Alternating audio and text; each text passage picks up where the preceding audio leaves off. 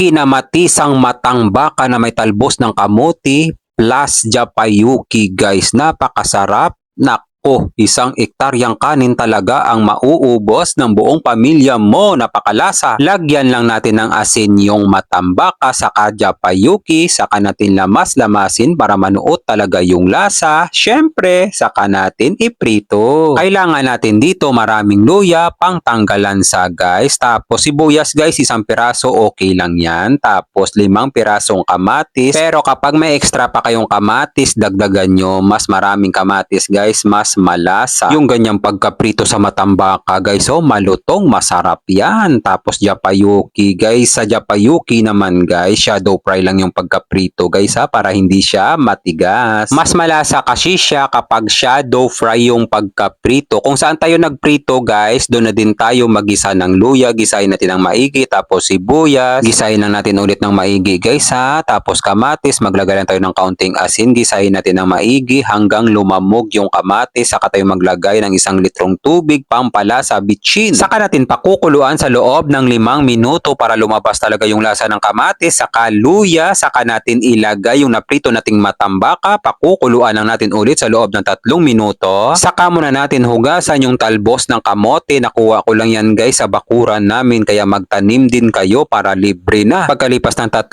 minuto, saka natin tikman. Kampyo na ang lasa guys. Ilagay na natin yung talbos ng kamote. Pakukuluan lang natin ulit sa loob ng 3 minuto. Luto na yung pinakamasarap na kinamatisang matambaka na lulutuin mo. Napakalasa nito guys. Napakasarap ng sabaw. Malasa. Siguradong magugustuhan ng buong pamilya mo. Mag-i-enjoy talaga sila guys sa paghigop ng sabaw nito. Lalo na yung mga anak mong hindi kumakain ng gulay. Mapapakain sila. Maraming salamat nga pala sa ating mga kababayang OFW sa palagi niyong panonood. Mag-ingat po kayo palagi dyan kung saang bansa man kayo. God, maraming salamat po sa biyaya na binibigay mo sa araw-araw. I-bless nyo po yung food na magiging silbing lakas sa katawan namin. Amen! Kain tayo guys! Kain Pinas!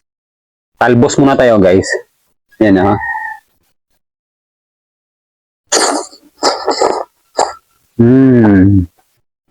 Sarap.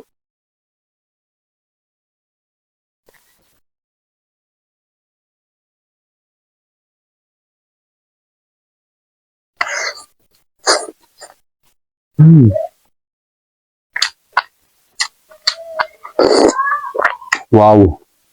Sarap ng sabaw guys. Guys, try nyo yung ganitong combination guys ha. Napakasarap yung ganitong ulam.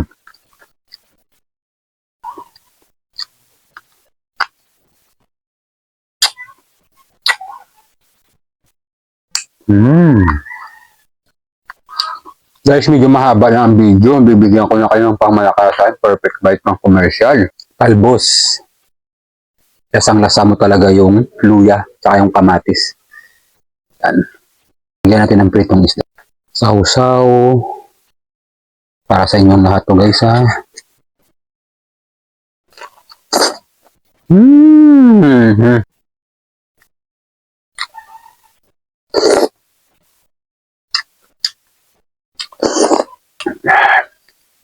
Kampiyon!